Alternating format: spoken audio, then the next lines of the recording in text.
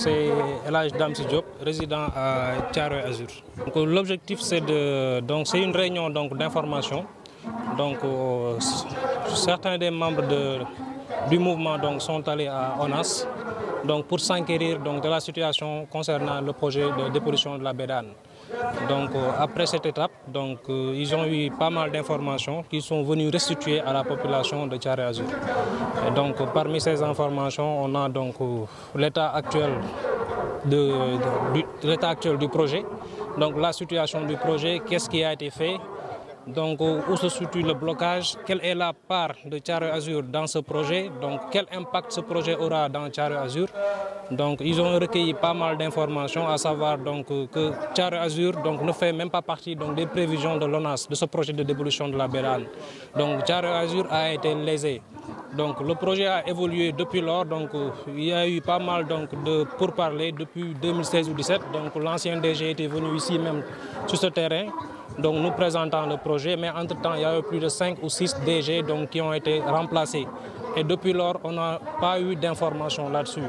Thiaroye Azur fait partie de la commune de Thiaroye-sur-Mer.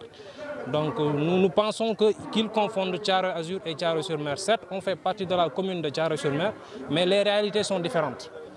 Ici, on a un quartier, un grand quartier. Dans ce grand quartier, il y a plus de 12 cités. Il y a plus de 25 000 âmes qui vivent ici. Ce n'est pas un petit quartier. Malheureusement, l'assainissement, ça ne fait pas partie des prérogatives du premier magistrat de la commune.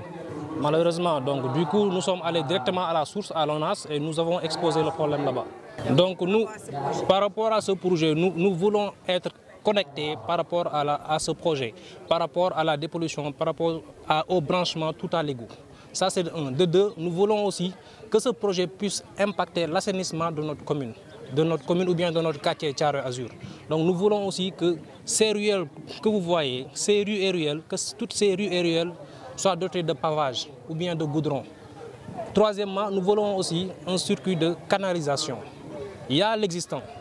Mais actuellement, avec ce projet-là, nous risquons d'avoir un surrévellement du passage des tuyaux du projet de dépollution de la baie d'Anne.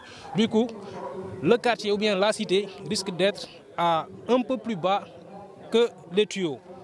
Quand il y aura des eaux pluviales, il risque d'avoir un refoulement. L'eau risque de ne pas aller au niveau de la mer. Et ça, c'est un gros problème.